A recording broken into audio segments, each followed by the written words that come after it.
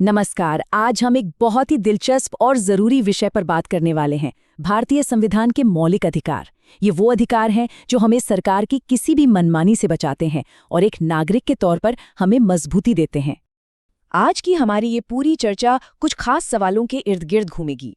पहले हिंदी माध्यम के छात्रों के लिए संविधान के भाग 3 में वर्णित मूल अधिकारों की क्या योजना है, मौलिक अधिकारों की क्या विशेषताएं हैं और मौलिक अधिकारों और साधारण अधिकारों में अंतर कीजिए। And now in English, what is the scheme of fundamental rights mentioned in Part 3 of the Constitution?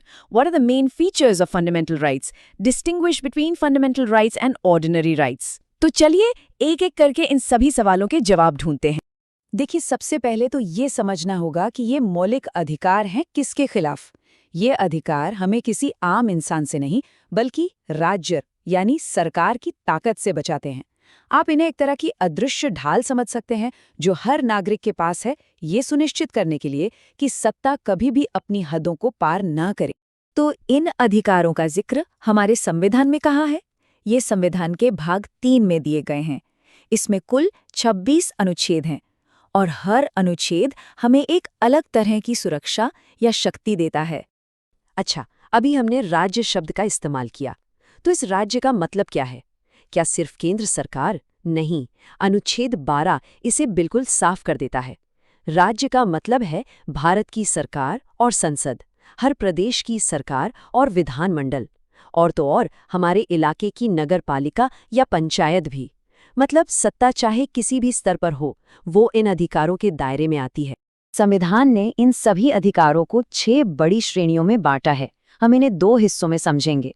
तो चलिए, पहले भाग में हम उन शुरुआती 3 अधिकारों को देखते हैं जो हमारे समाज और लोकतंत्र की नींव हैं। हमारा पहला और शायद सबसे बुनियादी अधिकार है समानता का अधिकार। इसका सीधा सा मतलब है कि कानून की नज़र में सब बराबर हैं। कोई अमीर, गरीब, ताकतवर या कमज़ोर नहीं, सब एक समान है। इस अधिकार के अंदर 5 बातें आती हैं। अनुच्छेद 14 कहता है कि कानून सबके लिए बराबर है।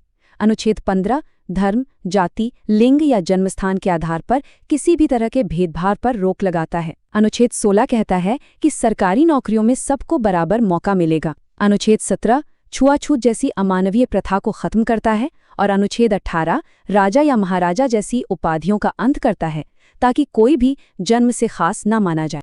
समानता के बाद जो दूसरी सबसे जरूरी चीज है वो है आज़ादी, स्वतंत्रता का अधिकार।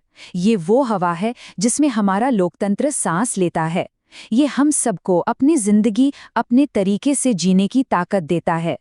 जरा सोचिए, ये अधिकार हमें क्या-क्या करने की आज़ादी देता है। हम अपनी बात कह सकते हैं, शांति से इकट्ठा हो सकते हैं, संगठन बना सकते हैं, देश में कहीं भी आ जा सकते हैं, कहीं भी बस सकते हैं और कोई भी काम चुन सकते हैं। इतना ही नहीं, ये हमें गलत तरीके से दोषी ठहराए जाने से, मनमाने ढंग से गिरफ्तार होने से और हमारे जीवन और व्यक्तिगत स्वतंत्रता पर किसी भी तरह के हमले से भी बचाता है। कोई भी इंसान किसी दूसरे की संपत्ति नहीं हो सकता। हमारा तीसरा मौलिक अधिकार यानी शोषण के विरुद्ध अधिकार इसी एक लाइन पर टिका है। ये हर व्यक्ति के सम्मान की रक्षा करता है। इसमें 2 बहुत जरूरी बातें हैं। पहली, ये इंसानों की खरीद फरोख्त और बंधुआ मजदूरी पर पूरी तरह से रोक लगाता है, और दूसरी, ये हमारे बच्चों को खतरनाक जगहों जैसे फैक्ट्रियों और खदानों में काम करने से बचाता है ताकि उनका बचपन सुरक्षित रहे। तो ये थे पहले 3 अधिकार। अब हम बाकी के 3 अधिकारों को देखेंगे जो हमारे विश्वास, हमारी संस्कृति और हमारे अस्तित्व से गहरे तौर पर जुड़े हुए हैं। भारत एक धर्मनिरपेक्ष देश है। इसका मतलब है कि राज्य का अपना कोई धर्म नहीं है और वो सभी धर्मों का बराबर सम्मान करता है। यही बात हमें धार्मिक स्वतंत्रता का अधिकार देती है। ये अधिकार हमें सिर्फ अपने धर्म को मानने की ही नहीं बल्कि अपनी मर्जी से किसी भी धर्म को अपनाने, उसका पालन करने और शांतिपूर्ण तरीके से उसका प्रचार करने की भी आज़ादी देता है। साथ ही धार्मिक समूहों को अपने मामले खुद संभालने की स्वतंत्रता देता है और ये भी पक्का करता है कि सरकार जनता के टैक्स का पैसा किसी एक धर्म को बढ़ावा देने पर खर्च ना करे। भारत की असली खूबसूरती उसकी विविधता में है, अलग अलग भाषाओं और संस्कृतियों में है। हमारा 5वां अधिकार, शिक्षा और संस्कृति का अधिकार, इसी विविधता को बचाने का काम करता है। ये अधिकार खास तौर पर अल्पसंख्यकों के लिए है। ये अधिकार सुनिश्चित करता है कि अल्पसंख्यक समुदाय अपनी भाषा, अपनी लिपि और अपनी संस्कृति को बचाकर रख सकें। और सिर्फ इतना ही नहीं, उन्हें अपनी संस्कृति और भाषा को अगली पीढ़ी तक पहुंचाने के लिए अपने शिक्षण संस्थान खोलने और चलाने का भी पूरा हक है। अब बात करते हैं उस अधिकार की जिसे डॉक्टर B.R. अम्बेडकर ने संविधान की आत्मा कहा था। यह है संवैधानिक उपचार का अधिकार। सोचिए, अगर अधिकार तो हो लेकिन उन्हें लागू करवाने का कोई तरीका ना हो तो वो बेकार है ना? यही वो अधिकार है जो बाकी सभी अधिकारों को असलियत में लाता है। अगर आपको ये जानकारी उपयोगी लग रही है तो इस प्रस्तुति को लाइक जरूर करें और ऐसे ही और विश्लेषणों के लिए चैनल को सब्सक्राइब करना ना भूलें।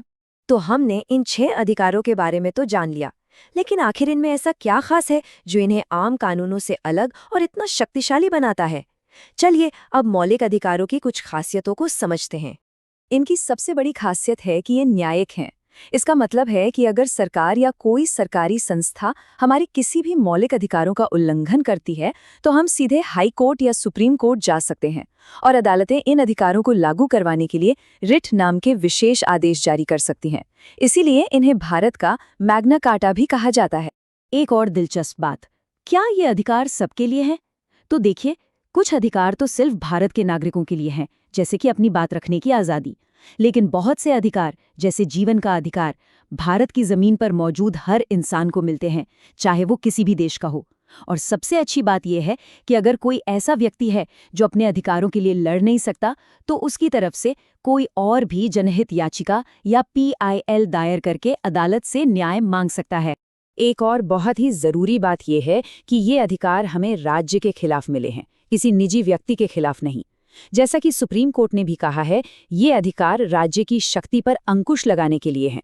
अगर आपका किसी पड़ोसी से झगड़ा होता है तो वो साधारण कानून का मामला है, लेकिन अगर सरकार कुछ गलत करती है तब ये मौलिक अधिकार काम आते हैं। अब हम अपने विश्लेषण के सबसे अहम पड़ाव पर हैं। एक मौलिक अधिकार और एक साधारण कानूनी अधिकार में आखिर बुनियादी फर्क क्या है, ये समझना बहुत जरूरी है।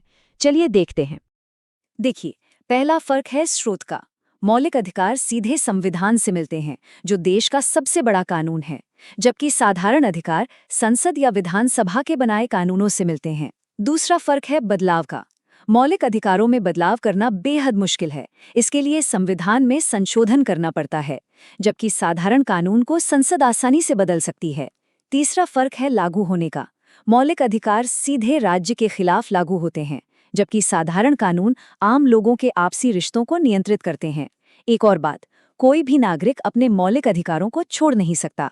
और आखिर में, मौलिक अधिकार संसद की इच्छा पर निर्भर नहीं है, वे स्थायी हैं।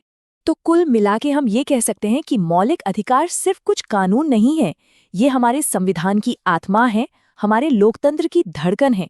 ये वो अधिकार हैं जो हर एक व्यक्ति को सम्मान और आज़ादी के साथ जीने का हक देते हैं और ये पक्का करते हैं कि भारत हमेशा एक आज़ाद और मजबूत लोकतंत्र बना रहे।